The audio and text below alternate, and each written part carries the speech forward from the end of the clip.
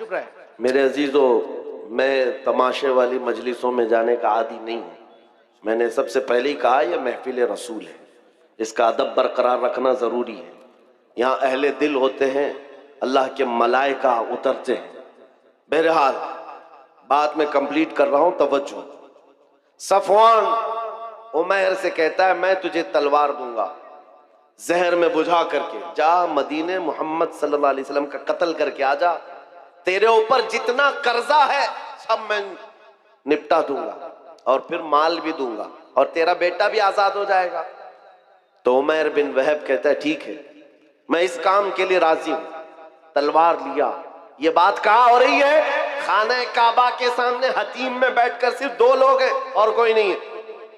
तलवार को जहर में बुझा करके मदीने आ गया उमैर बिन वहब। तवज्जो मेरे अजीजों, अब इश्क रसूल क्या है, नामूसे रसालत की हिफाजत क्या है, इस बात से सुनो। जब उमैर बिन वहब मदीने पहुंचता है मस्जिद नबवी के बाहर, लेकिन सामना किससे हो जाता है? हजरत उमर इब्न खत्ताब से, अमीरुल मोमिनीन। हुजूर पाक सल्लल्लाहु तआला अलैहि वसल्लम मस्जिद नबवी में है, हजरत उमर इब्न खत्ताब चंद सहाबा के साथ बाहर खड़े हैं। जैसे ही हजरत उमर ने उमैर बिन वहब को तलवार लटकाए हुए आते देखा, गजबनाक हो गए। सबसे पहले अपने साथियों से क्या कहा? खुजू हादल कल्ब, पकड़ो इस कुत्ते को। अब लोगों को ये लगता है आप बार बार तकरीर में कुत्ता कहते हैं, और कुछ लोगों को लगता है ये गाली आप देते हैं, सख्त जुमले बोलते हैं। मेरे अजीजों, हुजूर के दुश्मनों के लिए ये जुमला बोलना उमर इब्न खत्ताब की सुन्नत है। अमीरुल मोमिनीन उमर इब्न खत्ताब ने कहा खुजू हादल कल्ब, पकड़ो इस कुत्ते को। जाकर के सहाबा ने पकड़ लिया, उमैर बिन वहब को पकड़ लिया। हजरत उमर ने अपना गमछा निकाला और उसकी गर्दन में डालकर मरोड़ दी और पकड़ के लाए। पूछा क्यों आया? क्योंकि बद्र में सामने लड़ने के लिए आया था और बेटा भी कैदी है। उसने कहा कि नहीं, बस मैं अपने बेटे से मिलने आया हूं, मैं अपने बेटे से मिलने आया हूं, मेरा बेटा तुम्हारे पास कैद है। हजरत उमर ने कहा तुम्हारा जवाब मैं बाद में दूंगा। अपने साथियों से कहा इसको पकड़ के रखो, पहले हुजूर से इजाजत लेकर आता हूं, इसका क्या करना है। हजरत उमर हुजूर पाक की बारगाह में आए, कहा या रसूल अल्लाह, उमैर बिन वहब आया है, शैतान कुरैश जिसने बद्र में काफिरों को भड़का कर लाया था, और मुझे उसकी नीयत अच्छी नहीं लगती। आशिक रसूल को बहुत दूर से खुशबू आ जाती है और दुश्मनों की महक भी आ जाती है। ये जो बदबू लेकर के आया हो कोई, आशिक रसूल समझ गया। उमर इब्न खत्ताब कहते हैं मुझे उसकी नीयत अच्छी नहीं लगती। हुजूर ने फरमाया उमर उसको अंदर तो आने दो, बाहर खड़ा करके रखे, अंदर तो आने दो। हजरत उमर ने गर्दन में इसी तरह गमछा डाल के खींचते हुए अंदर लाए। हुजूर ने फरमाया छोड़ दो। छोड़ दिया, वो तलवार भी हाथ में है। हुजूर ने पूछा उमैर बिन वहब कैसे आना हुआ? झूठ बोला, कहा मेरा बेटा कैदी है, आपके पास मिलने के लिए आया हूं। हुजूर ने फरमाया बेटे से मिलने आए हो तो तलवार लेके क्यों आए? बेटे से मिलने के लिए तलवार क्यों? तो दिखाने के लिए तलवार फेंक दिया। कहा इस तलवार से क्या होना है? तलवारें हमारे पास बदर में भी थी, लेकिन फतह आप ही की तो थी। बड़ी बड़ी बातें कर रहा था। हुजूर पाक ने फरमाया उमैर बिन वहब बताओ तो सही क्यों आना हुआ? कहा कह तो रहा हूं बस बेटे से मिलने आया हूं। हुजूर ने जलाल में कहा उमैर वो बात बताओ जो हतीम काबा में बैठकर सफवान के साथ करके आए हो। मक्का में बैठ करके जो तुम बात करके आए वो बात बताओ। मेरे अजीजों, बचा क्या था? बचा क्या था? उमैर बिन वहब का पूरा जिस्म कांपने लगा। कहा इसके आगे क्या बताऊं, बस गवाही देता हूं आप अल्लाह के सच्चे रसूल हैं। नारे तकबीर।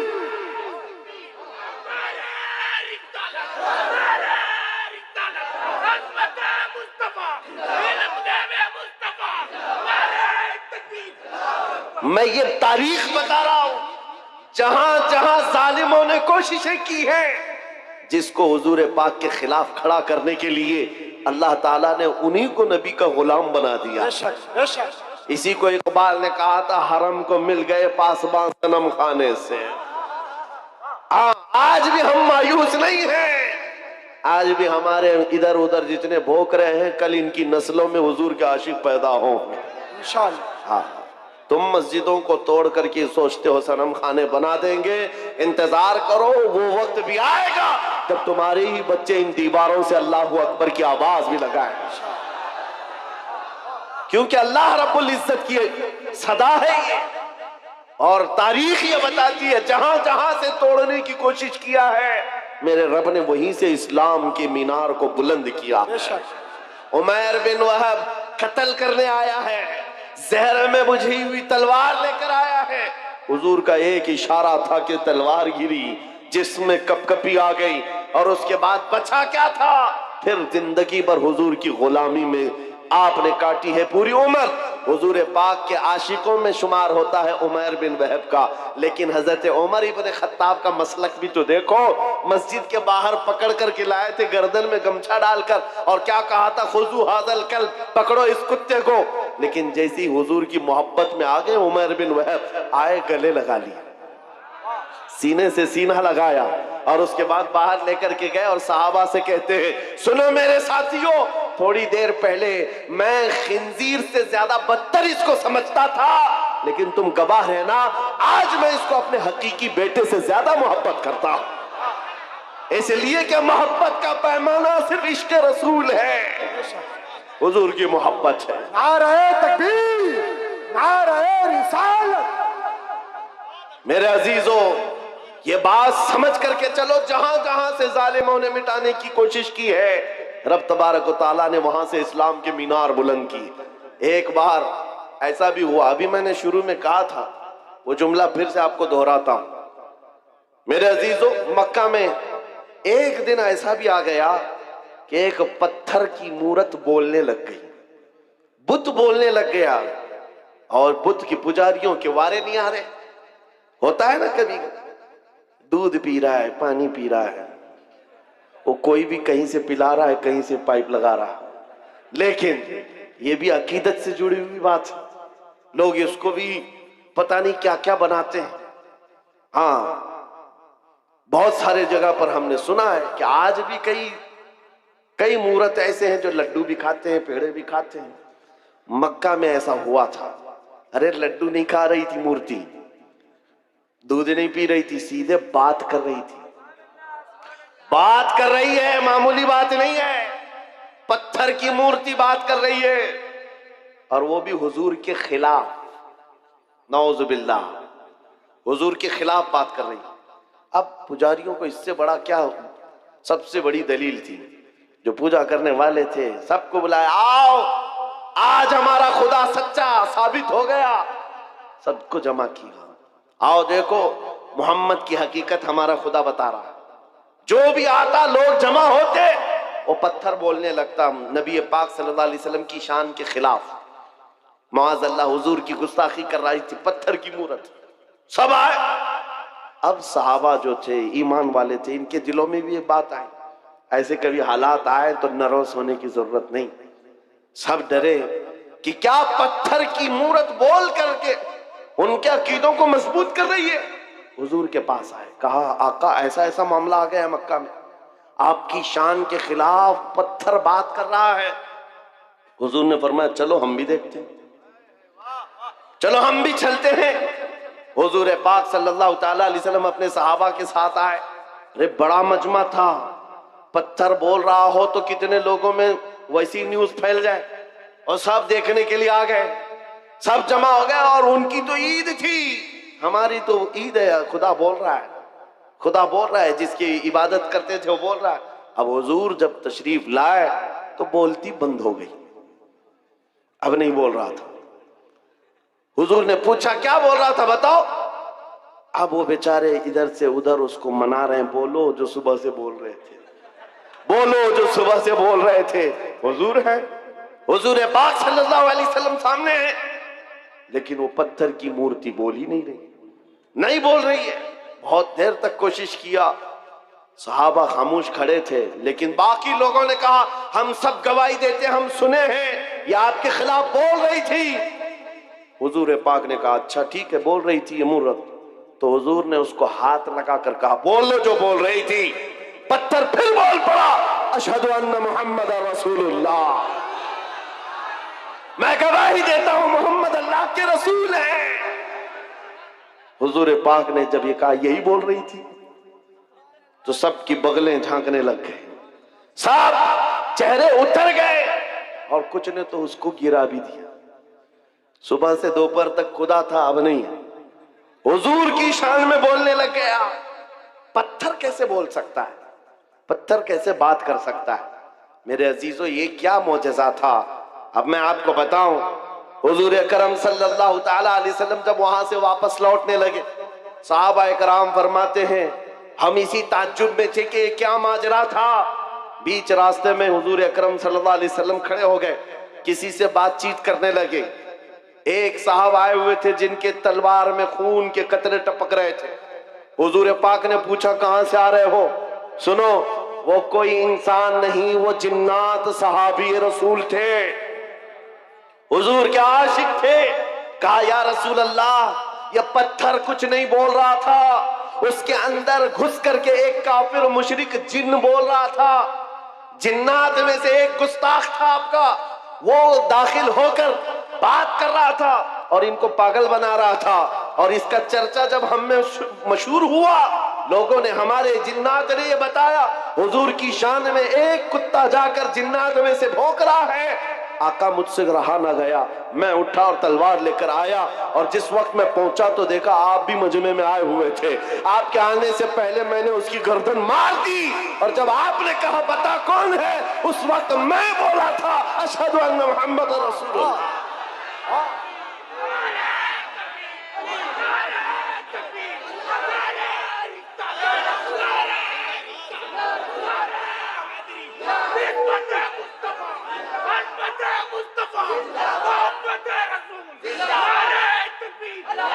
इस्लाम की फितरत में कुदरत ने वो लचक दी है, जितना ही दबाओगे उतना ही वो उभरेगा। कोशिश जहां जहां करके देखा है इन्होंने, हर जगह पर अल्लाह करीम मीनारे नूर को और बुलंद फरमाता है। बगदाद में भी ऐसे ही हुआ था, ततारियों ने हमला किया था। ततारी एक जमात है, पूरे मुसलमानों को काट कर रख दिया था और खोपड़ियों से मीनार बनाया था। दरियाए दजला के पानी को मुसलमानों के खून से लाल कर दिया था। और दरबार में एक बार ततारियों के बादशाह ने एक ईसाई पादरी को बुलाया था और चंद मुसलमानों को जंजीर में बांध करके उसके दरबार में खड़ा किया था। पीछे हाथ बंधे हुए उलमा हैं, मोमिनीन की जमात है, लेकिन एक ईसाई पादरी को बुलाया और कहा इनके नबी की शान में खूब गालियां दो और इनको जलाओ, इसलिए कि दुनिया को अच्छी तरह से मालूम है इनको काटने से मारने से उतनी तकलीफ नहीं होती, इनके नबी के खिलाफ बोलो तो ज्यादा तकलीफ होती है। आज भी वही हाल है, आज भी यही हाल है। ये दुनिया जानती है हम अपने ऊपर आए हुए जुल्म को सह लेते हैं, लेकिन हुजूर के नाम पर एक जुमला भी सहने की ताकत नहीं रखते। ये ईमान है हमारा, ईमान है। जब वो ईसाई पादरी दरबार में, भरे दरबार में भौंकने लगा हुजूर की शान, पता है उस वक्त क्या हुआ था? बादशाह का एक पाला हुआ कुत्ता, जिसको सोने की जंजीर से बादशाह बांधता था, ट्रेंड कुत्ता है, आवारा कुत्ता नहीं, पाला हुआ। और पाले हुए कुत्ते हर चीज जानते हैं। वो कुत्ता वहीं से भौंकने लगा पादरी के ऊपर और लोगों ने कहा पादरी को कि चुप हो जा, बादशाह का कुत्ता नाराज हो रहा है। पादरी ने कहा मेरे कलाम में, मेरे बयान में उससे इसका क्या ताल्लुक है? कुत्ता क्या समझ रहा है? कुत्ता क्या समझेगा? फिर वो हुजूर की शान में पादरी बोलने लगा, कुत्ता फिर भौंकने लगा, फिर भौंकने लगा। ये बादशाह का कुत्ता है, खामखा नहीं भौंकता। पादरी किसी की नहीं सुना। फिर तीसरी बार हुजूर की शान में गुस्ताखियां, हर्जा सराई करने लगा। कुत्ता जंजीर तोड़ कर निकल आया और भरे दरबार में आया और ऐसा हमला किया उस पादरी के ऊपर, चढ़कर दम जदन में उसको फाड़ कर दो टुकड़े कर दिए। ऐसी हैबत तारी थी सबके ऊपर, ऐसी हैबत तारी थी, कोई कुत्ते के करीब नहीं जा रहा था। बादशाह कुर्सी से खड़ा है, दरबारी सब खड़े हैं और उस वक्त जो मोमिनीन है, उलमा की जमात, जंजीरों में उनके हाथ बंधे हुए थे, वो कहने लगे मौला तेरा कैसा करम है, हाथ बंधे हुए हो मोमिनीन के। उस वक्त ये ख्याल आता है अब नबी की इज्जत को कौन बचाएगा? जब रब चाहता है कुत्तों से भी अपने नबी की इज्जत की हिफाजत करता है। और ये आम कुत्ता नहीं, इमाम इब्ने हजर अस्कलानी लिखते हैं कि इस कुत्ते की इस हरकत की वजह से सिर्फ डर नहीं बैठा था, उस दरबार में मौजूद 10,000 ततारियों ने इस्लाम कबूल कर लिया। कहां से मिटाओगे, कहां से निकालोगे? इस्लाम की फितरत में कुदरत ने वो लचक दी है, जितना ही दबाओगे उतना ही वो उभरेगा। आज के दौर के कुत्तों से भी मैं कहता हूं, आज बहुत सारे लोगों को खुजली हुई है, जगह जगह बैठकर छोटी वीडियो बनाएंगे, वायरल करेंगे, इस्लाम का विनाश कर देंगे, 20 लाख लोगों को कत्ल कर देंगे। ये बातें आती रहती हैं। ऐ मेरे अजीजों, ज्यादा ध्यान देने की जरूरत नहीं, मैं उनको सिर्फ इतना ही कहता हूं, वो पहले अपनी खुजली मिटा करके दिखाएं। इस्लाम मिटाना बहुत दूर की बात है।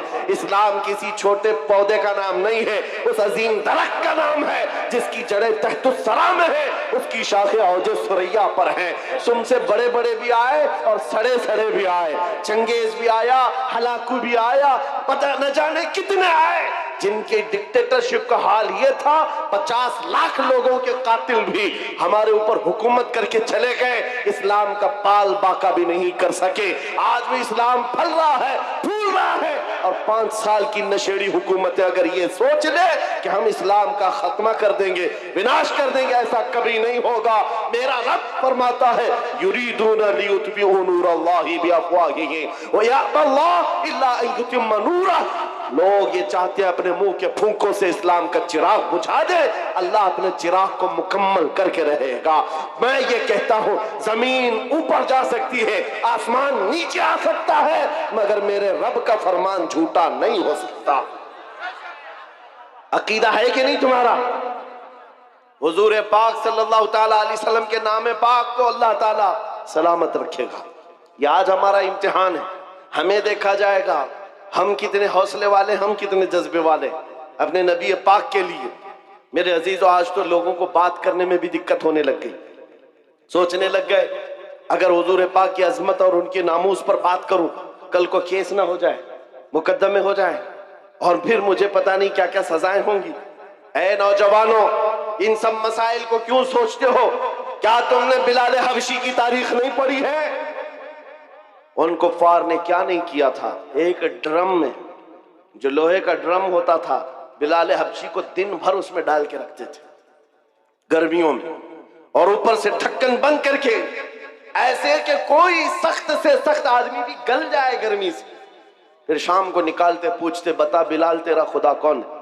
बिलाल हबशी कहते, मेरा खुदा अल्लाह है, मेरा रसूल मोहम्मद है सल्लल्लाहु अलैहि वसल्लम। उनका अज़्म, उनका इस्तिक़लाल, उनकी जमी हुई ये ताकत चंद सालों की बात थी।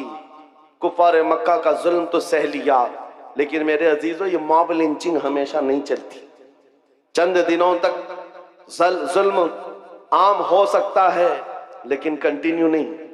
और बिलाल हबशी रज़ी अल्लाह ताला अन्हु ने इस्तिकामत का वो मजहर पेश किया था। फिर आपको पता है 6 हिजरी में जब मक्का फतह हुआ, हुजूर पाक सल्लल्लाहु अलैहि वसल्लम 10,000 सहाबा के साथ मक्का में आए थे, और पहली नमाज हरम पाक में पढ़ी जा रही थी ऐलान के साथ। तो उस वक्त अल्लाह के नबी ने अजान देने के लिए काबे की छत पर बिलाल हबशी को चढ़ाया, ताकि दुनिया ये देखे, जिसको तुम गलियों में रस्सी डालकर खींचते थे, हुजूर के नाम पर जिसको तुम कोड़े मारते थे, हुजूर के नाम पर जिसको तुम सिल पर सुलाते थे, गरम रेत पर सुलाते थे, अंगारों में दहकाते थे, आज उस बिलाल को रब ताला ने काबे की छत पर पहुंचाया। नाम है मुस्तफा पर जो जख्म खाता है, मौला उसको बुलंदियों पर ले जाता है। मेरे अजीजों, मिटेगा नहीं ये नाम। जो मिटाने आए वो मिट जाएंगे, मिट गए, मिटते हैं, मिट जाएंगे। आधा तेरे, न मिटा है न मिटेगा कभी चर्चा तेरा। आपको पता है ना, वो कहां गया? लखनऊ से निकला हुआ कुत्ता जिसने नाम बदल लिया था, अखबारों में देखा होगा, धर्म भी बदल लिया, कहा कि मेरा नाम आपसे ये है, मेरा धर्म भी ये है, कशका लगा लिया, धोती पहन लिया, लाल कपड़े पहन लिया, 6 महीने पंडितों के पीछे चाटते हुए घूमता रहा। उसके बाद ये वो कौम है जो अपने कास्ट के अलावा दूसरी कास्ट को बर्दाश्त नहीं कर पाती, तुझे कहां से बर्दाश्त करती? किक मार करके निकाल दिया। और 6 महीने के बाद ये बेचारा धोबी का कुत्ता न घर का न घाट का, बीच में रह गया। दीन भी छूटा, घर भी छूटा, नाम भी गया, और उधर भी नहीं अपनाया किसी ने। और आप जान बचाने की भीख मांगते हुए खड़ा हो गया कि मेरी जान की हिफाजत करो, मेरी जान की हिफाजत करो। ये जिल्लत, ये रुसवाई। मेरे इमाम ने, बरेली के ताजदार ने 100 साल पहले कहा था, या रसूल अल्लाह, जो तेरे दर से यार फिरते हैं, दर बदर यूं ही खार फिरते हैं, दर बदर यूं ही खार फिरते हैं। तुमने ये सोचा था कि मीडिया के ये दलाल तुम्हें हॉट कुर्सी पर बिठाकर इज्जत देंगे? अरे 4 दिन तुम्हें ये हॉट टॉपिक पर बिठाकर डिस्कस तो कर लेंगे, तुम्हारी आओ भगत कर लेंगे, लेकिन इनके दिन भी कितने हैं, इनके दिन भी कितने मौसम के दिन हैं। इनका हाल भी वही है जो बैलगाड़ी के नीचे चलने वाले कुत्ते की तरह है। वो कुत्ता क्या सोचता है, पूरी गाड़ी मैं चला रहा हूं। ये सारी चीजों का हाल यही है। हुकूमत है तो इनको लगता है सब कुछ अपना है। अरे गाड़ी निकल जाएगी तब पता चलेगा कुत्ता अकेला है। ये बात याद रखो, उनकी इज्जत बटोरने के लिए, उनकी जी हुजूरी के लिए तुमने धर्म बदल लिया, दीन बदल लिया, नाम बदल लिया, इज्जत वहां ढूंढते रहे। अरे नादान, एक बार मेरे मुस्तफा का नाम लिया होता, एक बार हुजूर पाक को मोहब्बत से पुकारा होता, अल्लाह करीम पूरी कायनात के दिलों में तेरी मोहब्बत डाल देता। आज मैं एक दूर दराज का रहने वाला, लेकिन तुम्हारे यहां आता हूं तो ऐसा नहीं लगता कि अजनबी है। कोई अजनबीपन नहीं है। पहली मर्तबा अगर से सिल्लीगुड़ी में खड़ा होकर तुमसे बात कर रहा हूं, लेकिन ये हंसे हंसे मुस्कुराते चेहरे ये बता रहे हैं सदियों पुरानी हमारी मुलाकात है, हमारी पुरानी मुलाकात है। ये मोहब्बत तुम्हारे दिल में किसने डाली है? कौन है जो तुम्हें अजमत मेरे लिए रखा हुआ है? तुम आंखें उठाकर मुझे मोहब्बत से देखते हो, हकीकत है या नहीं? आने के लिए मोहब्बत के साथ लोग खड़े हैं मुसाफे में मोहब्बत के लिए। इसलिए नहीं है कि जुब्बा टोपी की इज्जत है, इसलिए नहीं है हुकूमत वक्त का कोई नुमाइंदा आया है, नहीं, बस बात सिर्फ इतनी है, जब तक बिके न थे तो कोई पूछता न था। या रसूल अल्लाह, तुमने खरीद कर हमें अनमोल कर दिया। या रसूल अल्लाह जिंदाबाद। आला हजरत, आला हजरत, ताजुश शरिया, ताजुश शरिया, ताजुश शरिया, ताजुश शरिया, ताजुश शरिया, ताजुश शरिया। निगरानी, आप तवज्जो से ये बात समझ के चलो। देखा है, उनकी बात करो, हर दिल पे राज करो, हुजूर की बात करो। इज्जत कमाना है, हुजूर के आशिक, हुजूर की वफादारी, उनके दरबार की नौकरी। अब जमाना जैसा भी आए, हर नौजवान ये अज़म करके उठेगा, ये वादा करके उठेगा इंशाअल्लाह। आज के जलसे में अहद करके उठेंगे ना इंशाअल्लाह। हाँ, मैं जंग के मैदान में नहीं उतार रहा हूं, मैं तुम्हें मैदान कत्ल किताल में नहीं उतार रहा हूं, बस उस मैदान में उतार रहा हूं जब जब नबी पाक की सुन्नतों को दुनिया खत्म करने की कोशिश करेगी, आसमान से जमीन से मदद आने के लिए इंतजार नहीं करोगे। हर घर से बच्चा निकलेगा, तुम जितने मेरे नबी की मुखालफत करोगे, मैं अपने हर बच्चे को हुजूर का आशिक बनाकर निकालूंगा।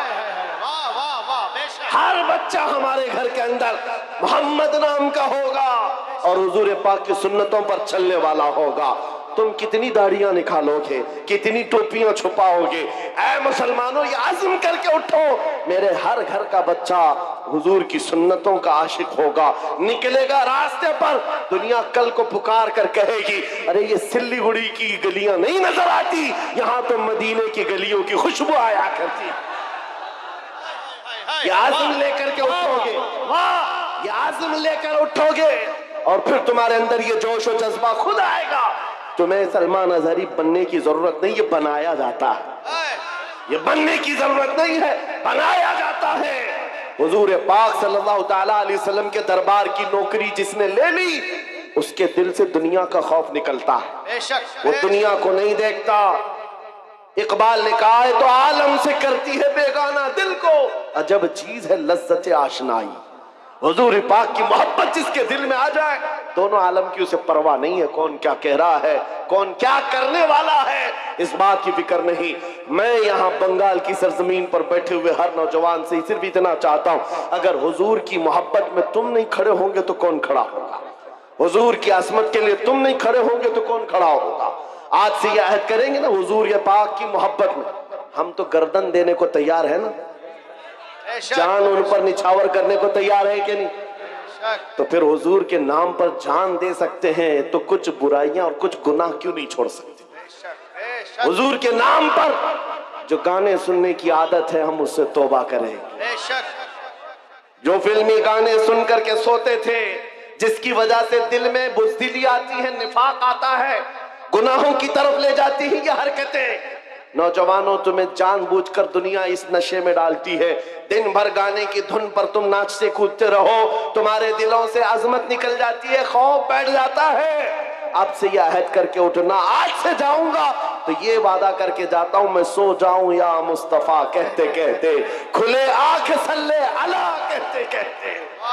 जब तुम्हारी आदत बन जाएगी तो फिर दिल भी जवान रहेगा इंशाअल्लाह। 80 साल के भी हो जाओ, 90 साल के भी हो जाओ, हाथ पैर काम ना कर रहे हो, मगर मौला तुम्हारा रौब लाखों के दिलों पर डाल कर रखेगा। हुजूर के लिए अपना कुर्बान करो, वफादारी करो, और जितनी कोशिशें ये मिटाने की हो रही, कुछ नहीं होने वाला, कुछ नहीं होने वाला है। इस्लाम था, इस्लाम है, इस्लाम था, इस्लाम है, इस्लाम। हाँ, ये सुबह क़यामत तक इसको रहना है। हमारा और तुम्हारा इम्तिहान आया हुआ है। इस्लाम का कुछ नहीं होगा, कुरान का कुछ नहीं होगा, मेरे नबी पाक की अजमत का कुछ नहीं होगा। उनकी तारीफ बोलने वाले तारों से भी ज्यादा है, हुजूर की तारीफ करने वाले सितारों से ज्यादा हैं, और गुस्ताखी करने वाले उंगलियों पे गिने जा सकते हैं। और बस उनकी तादाद इतनी है, हर जमाने में रहे हैं, और उसके बाद फिर ऐसे खो जाते हैं, किसी अखबार के कोने में भी उनका नाम नहीं मिलता, कहीं नहीं मिलता। आज वो दिल्ली में बैठकर गाजियाबाद में डासना का वो पाखंडी भौंकता था, कुछ नौजवानों को तो पता होगा, लेकिन आने वाली नस्ल को पूछना, इनको पता भी नहीं रहेगा, इनको पता भी नहीं रहेगा। लेकिन आने वाले बच्चों को पूछना, ये किसने कहा है मुस्तफा जाने रहमत पे लाखों सलाम, हर बच्चा कहेगा बरेली के इमाम ने कहा। नारे तकबीर, नारे रिसालत, मसलके आला हज़रत, सलाम की तारीफ करने वालों को अल्लाह ताला खत्म नहीं करता। हस्सान बिन साबित आज भी लोगों के दिलों में जिंदा है, जो हुजूर की तारीफ करते थे वह जिंदा हैं। शरफुद्दीन बूसीरी, जिन्होंने कहा था मौला या सल्ली व सल्लिम दाइमन अबदा अला हबीबिका खैरिल खल्क़ि कुल्लिहिम, आज भी उनका कसीदा जिंदा है कि नहीं है? उनका कसीदा पढ़ा जाता है कि नहीं पढ़ा जाता? शरफुद्दीन बूसीरी का कसीदा याद है लोगों को। सादी शिराजी ने कहा था, बलगल उला बि कमालिही कशफत दुजा बि जमालिही हसनत जमीउ खिसालिही सल्लू अलैहि व आलिही। आज भी ये जुमले मशहूर हैं, लोगों को याद हैं। अबू जहल क्या भोंकता था किसी को याद नहीं, उतबा शैबा क्या बोलते थे किसी को याद नहीं, ये दिल्ली लखनऊ के कुत्ते क्या भौंकते हैं आज क्या कल भी किसी को याद नहीं रहेगा। कल आने वाली नस्लों को अगर कोई बात याद रहेगी, ये याद रहेगी, सरवर कहो कि मालिको मौला कहो तुझे, बागे खलील का गुले ज़ैबा कहो तुझे, अल्लाह रे तेरे जिस्म मुनव्वर की ताबिशे, ऐ जाने जाम जाने तजल्ला कहो तुझे, तेरे तो वस ऐबे तनाही से है बरी, हैरान हूँ मेरे शाह मैं क्या क्या कहूँ तुझे। लेकिन रज़ा ने खत्म सुखन इस पे कर दिया, खालिक का बंदा खल्क का आका कहो तुझे। हो सकता है यहाँ बैठे हुए सारे लोग नात खानी नहीं करते होंगे, सब नात नहीं पढ़ते होंगे, चंद लोग ही हैं जो नात पढ़ते हैं। उसके बावजूद 100% गारंटी के साथ मैं ये कह रहा हूं, तवज्जो, बहुत बड़ी बात कर रहा हूं, बहुत बड़ी बात मैं अपने हर मजमे में ये कहता हूं और नापता भी हूं, गारंटी के साथ कह रहा हूं, बच्चों को हमारी गुस्ताखियां याद नहीं रहेंगी, हुजूर की तारीफ याद रहेगी।